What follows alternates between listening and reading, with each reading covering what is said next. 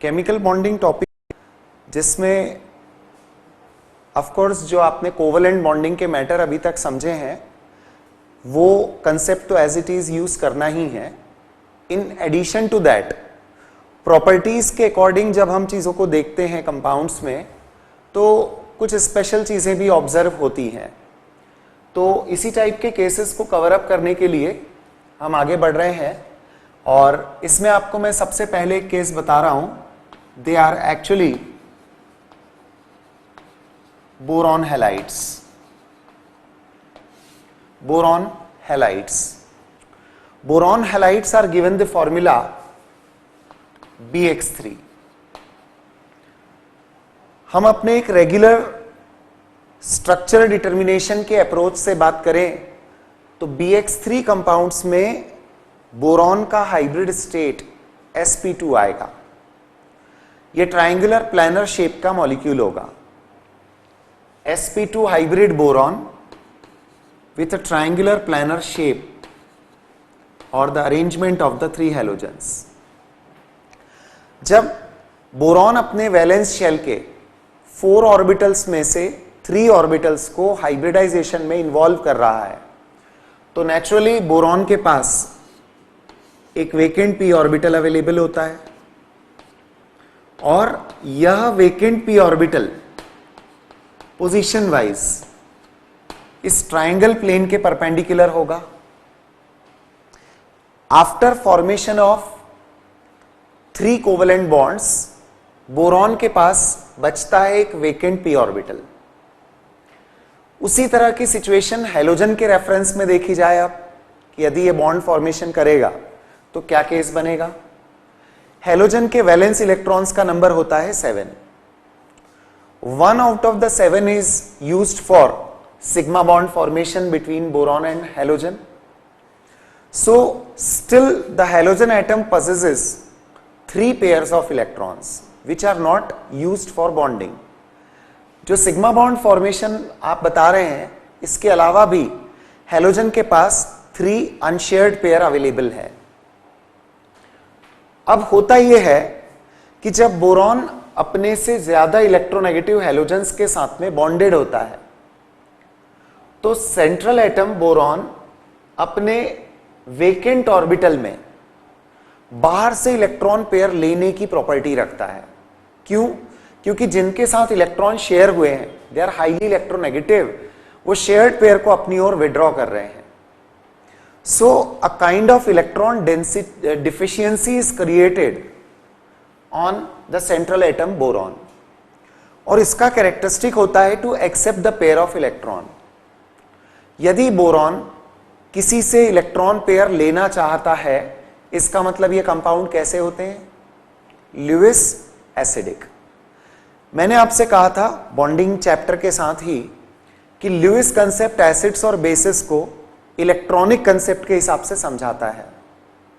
Lewis theory of acids and bases के according electron pair donor base होता है और इलेक्ट्रॉन पेयर एक्सेप्टर एसिड होता है। एसिड बेस की ये थ्योरीज आप इक्विलिब्रियम टॉपिक में डिटेल में पढ़ते हैं। लेकिन यदि मैं एक जनरल अप्रोच के साथ आपसे बात कर रहा हूं तो 3 हाईली इलेक्ट्रोनेगेटिव एटम्स के साथ बॉन्डेड होने पर बोरॉन पर इलेक्ट्रॉन डेफिशिएंसी क्रिएट होती है। वो अपने इस ऑर्बिटल में बाहर से इलेक्ट्रॉन पेयर लेना चाहता है और इलेक्ट्रॉन पेयर लेने का कैरेक्टर ही ल्यूइस एसिडिक कैरेक्टर कहलाता है।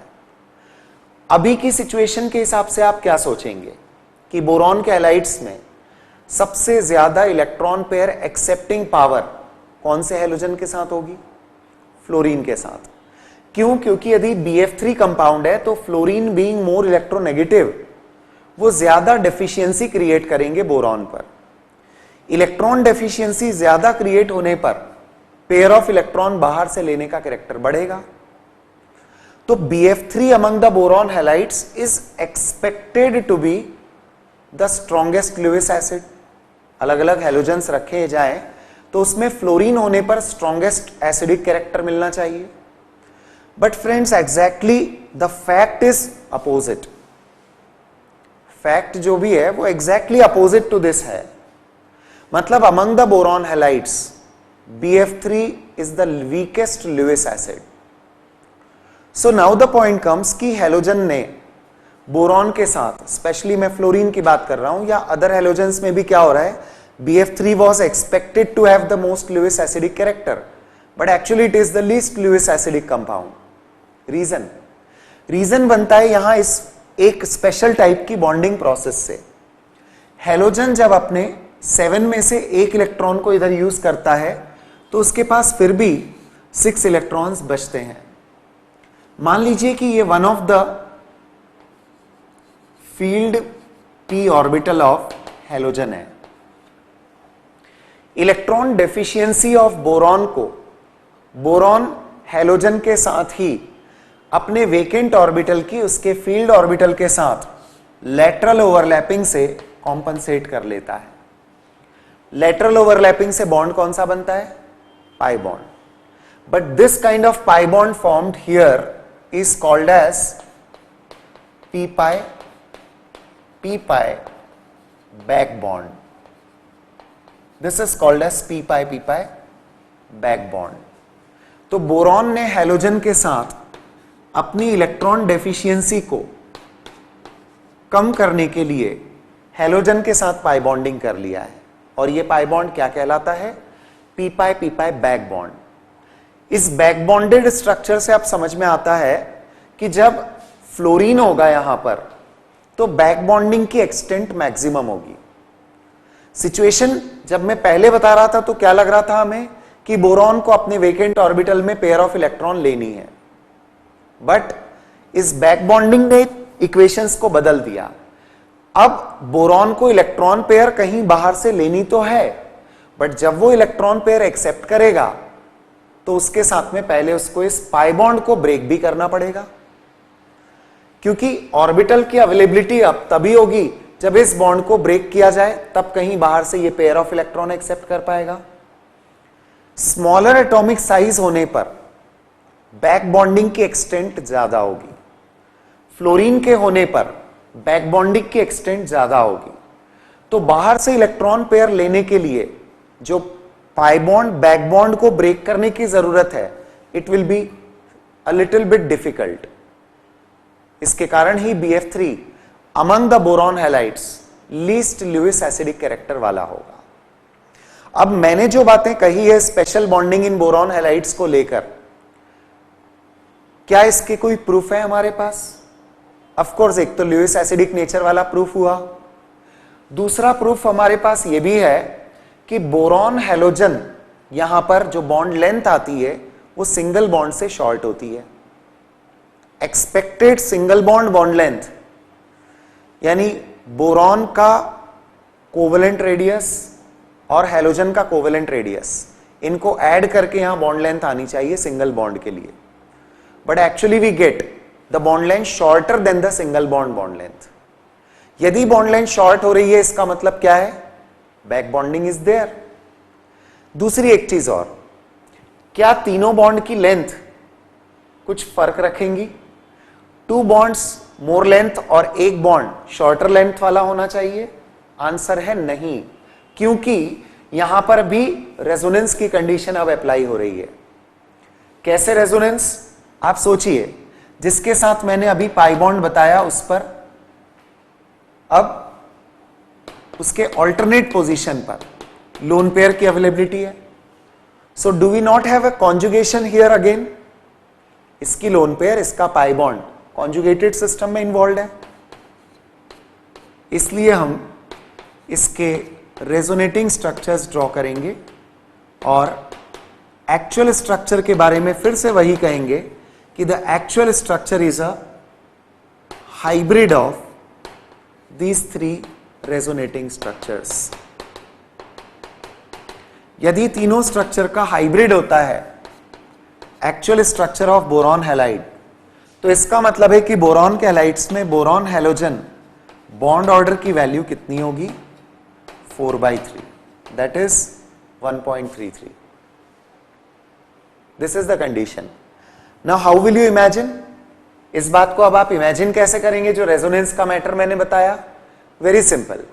इसका मतलब सिंपली ये है कि बोरॉन अपने साथ जुड़े तीनों हैलोजन के साथ 1/3 पाई बॉन्ड फॉर्म करता है, 1 sigma bond and 1/3 pi bond. Her bond में 1/3 पाई बॉन्ड का भी कैरेक्टर है, क्योंकि 1/3 ओवरलैपिंग इसकी इधर है, 1/3 इधर है और 1/3 इधर है, 3 halogens are there. So this was one of the cases of special case of bonding, जहां पर आप बैक बॉन्डिंग का कंसेप्ट लेकर देखते हैं। एक और केस मैं ले रहा हूं बोरॉन के ही एक कंपाउंड का, एंड दैट इज डाइबोरेन। आइए बात करें स्ट्रक्चर ऑफ डाइबोरेन को लेकर। What is the speciality? Diborane compound कहलाता है B2H6, फॉर्मूला इसका B2H6 है।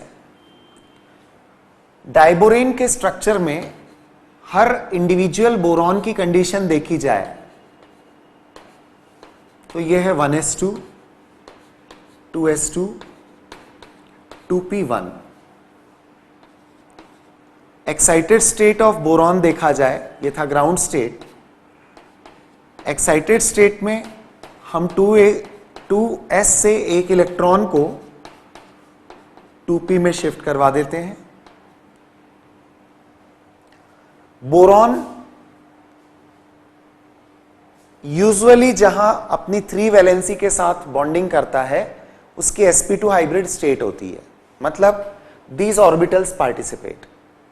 यदि हाइब्रिडाइजेशन sp2 है तो इसका हमें प्रूफ क्या मिलेगा? Practically planar structure. डाइबोरेन का स्ट्रक्चर प्लैनर नहीं होता। डाइबोरेन में दोनों बोरॉन के साथ जुड़ने वाले सभी 6 हाइड्रोजन एक जैसे बॉन्ड कैरेक्टर वाले भी नहीं होते। यदि नॉन प्लैनर स्ट्रक्चर है, सभी बॉन्ड्स आइडेंटिकल नहीं है, मतलब यहां पर कोई स्पेशलिटी है बॉन्डिंग की।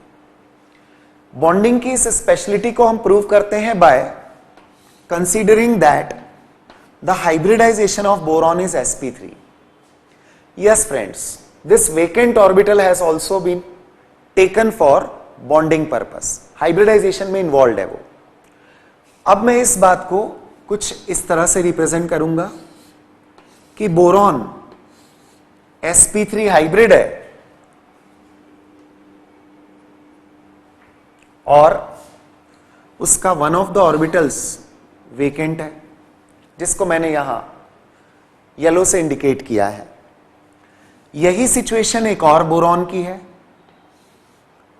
इसकी भी हाइब्रिड स्टेट sp3 है और one of the vacant orbital is also there.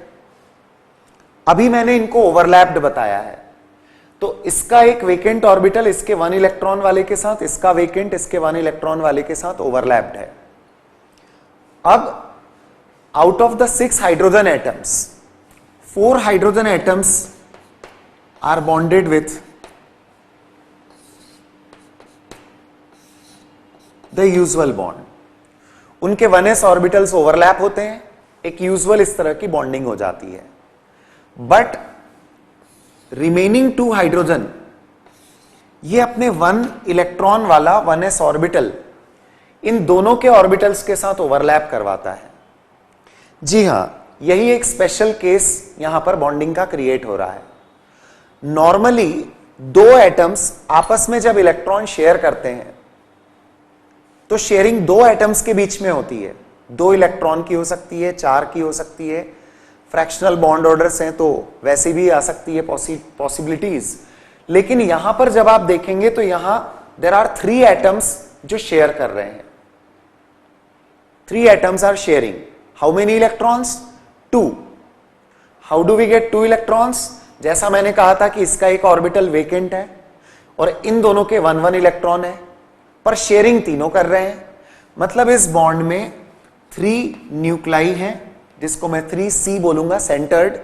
ये 3 सेंटर्ड 2 इलेक्ट्रॉन बॉन्ड कहलाता है। 2 इलेक्ट्रॉन की शेयरिंग जब 3 न्यूक्लाई के बीच में हो रही हो तो हम इस तरह की बॉन्डिंग को 3 सेंटर्ड 2 इलेक्ट्रॉन बॉन्ड बोलते हैं। नॉर्मली 2 सेंटर्ड बॉन्ड होते हैं, इसलिए इस बॉन्ड को आप मल्टी सेंटर्ड बॉन्ड भी बोल सकते हैं।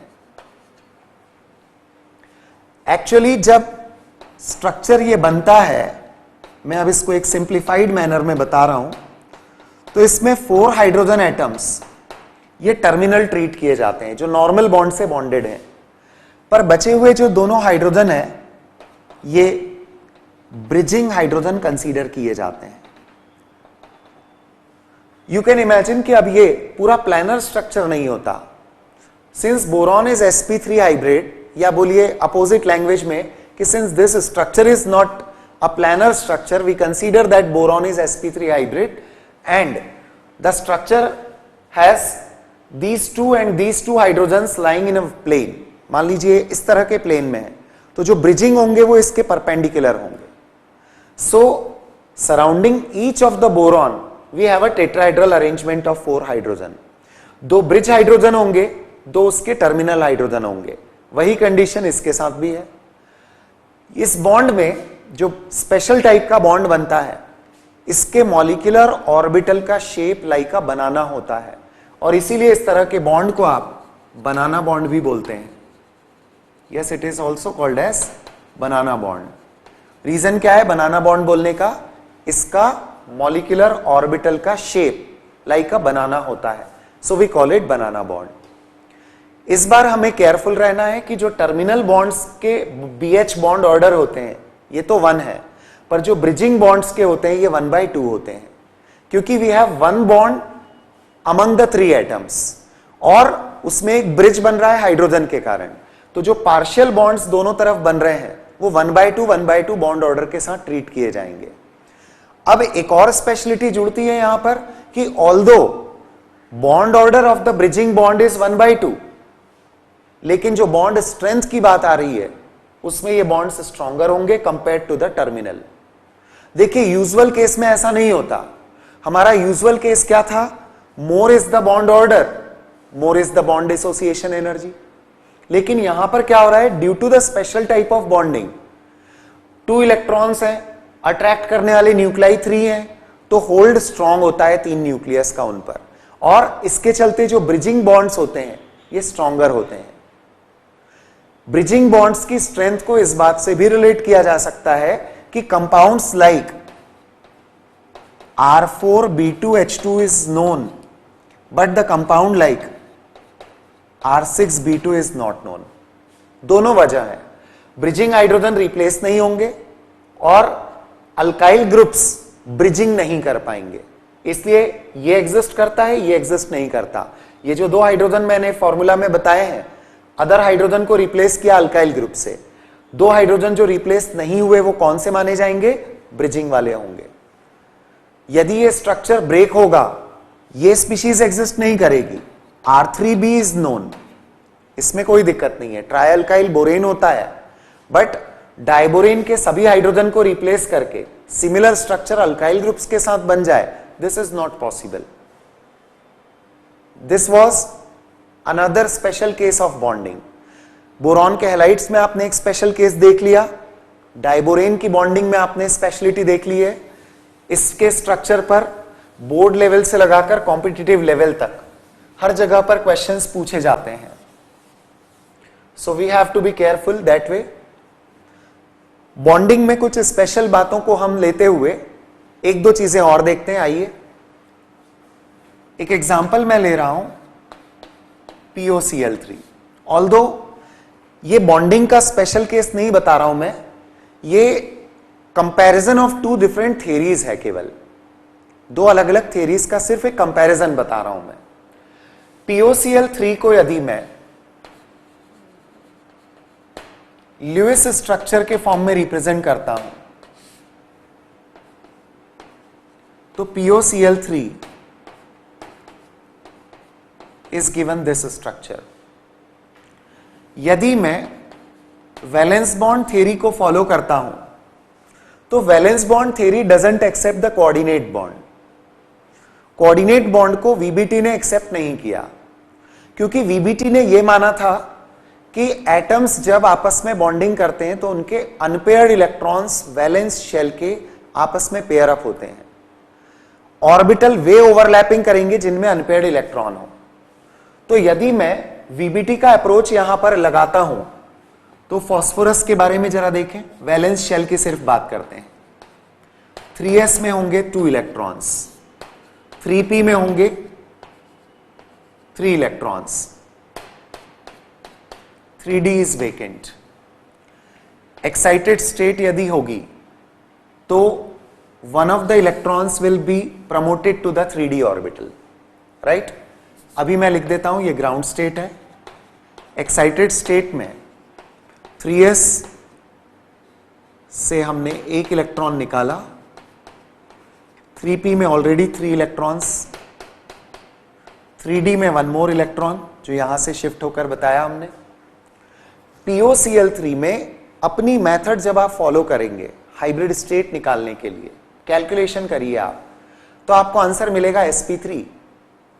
इसका मतलब ये वाले इलेक्ट्रॉन्स पार्टिसिपेट करेंगे सिग्मा बॉन्ड फॉर्मेशन में।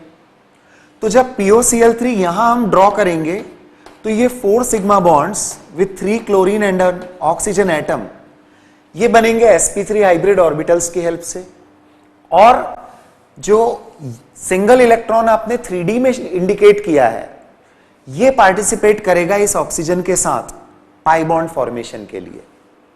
तो जरा सोचिए कि यदि यहां पाई बॉन्ड फॉर्म होगा, वीबीटी का अपना अप्रोच अलग है, जहां लुईस स्ट्रक्चर में कोऑर्डिनेट बॉन्ड बताया गया, वीबीटी का मानना है कि नहीं, यहां पर इस इलेक्ट्रॉन के एक्साइटेशन से पेंटावैलेंसी क्रिएट होती है, वैलेंसी का एक्सपांशन होता है और अब 5 कोवेलेंट बॉन्ड्स ऐसे बनते हैं।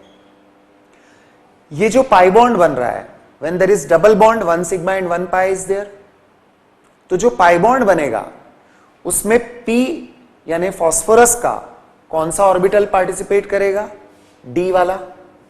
और ऑक्सीजन का पता है कौन सा ऑर्बिटल यहां पर ओवरलैप होगा, p ऑर्बिटल। इस तरह की बॉन्डिंग को आप d पाई p पाई बॉन्डिंग बोलते हैं, क्योंकि यहां पर एक एटम का d और दूसरे एटम का p ऑर्बिटल पार्टिसिपेट करता है। स्मॉलर साइज के एटम्स आपस में पाई बॉन्डिंग करते हैं तो उनके p ऑर्बिटल्स की लेटरल ओवरलैपिंग होती है, पर जहां किसी स्मॉलर एटम के साथ बिगर एटम्स इन्वॉल्व हो तो वहां पाई बॉन्डिंग में d पाई p पाई बॉन्डिंग पॉसिबल होती है। एक एटम जो लार्ज साइज का है it uses it's d orbital और स्मॉलर वाला अपना p ऑर्बिटल का यूज करता है। So this is the difference. अब आप कहेंगे कि यदि 2 अलग अलग थियरीज अलग अलग स्ट्रक्चर देती है तो सही क्या है? फ्रॉम द बिगिनिंग मैं आपसे बोल रहा हूं कि ये सभी थियरीज एक दूसरे के कॉम्प्लीमेंट्री हैं, अपोज नहीं है किसी का। यहां पर यदि बॉन्ड पैरामीटर्स की बात करें, बॉन्ड प्रॉपर्टीज की बात करें, तो it is better to follow valence bond theory. ये हमें डिसाइड करना है कि हम कौन सी प्रॉपर्टी को एक्सप्लेन करना चाहते हैं, accordingly we should select the theory. वो पर्टिकुलर प्रॉपर्टी कौन सी थियरी से वेल प्रूव हो सकती है, इस बात का हमें ध्यान रखना होता है। तो d pi p pi bonding is not any special type of bonding. I have included this term to just compare the 2 different theories. जहां जहां लुईस स्ट्रक्चर में कोऑर्डिनेट बॉन्ड बताए गए हैं वीबीटी के अकॉर्डिंग, या तो वहां पर एक चार्ज का सेपरेशन बताया गया पॉजिटिव नेगेटिव का, या फिर वहां पर cases of d pi p pi bonding include होते हैं। POCl3 is not any special case of bonding. केवल 2 थियरीज के कंपैरिजन में क्या चीजों का फर्क होता है यह बताने के लिए मैंने आपको POCl3 का स्ट्रक्चर बताया। We proceed with few more examples जहां पर बॉन्डिंग की स्पेशलिटीज मिलती हैं आपको, और इसी सीक्वेंस में मैं एक इंटरेस्टिंग एग्जांपल ले रहा हूं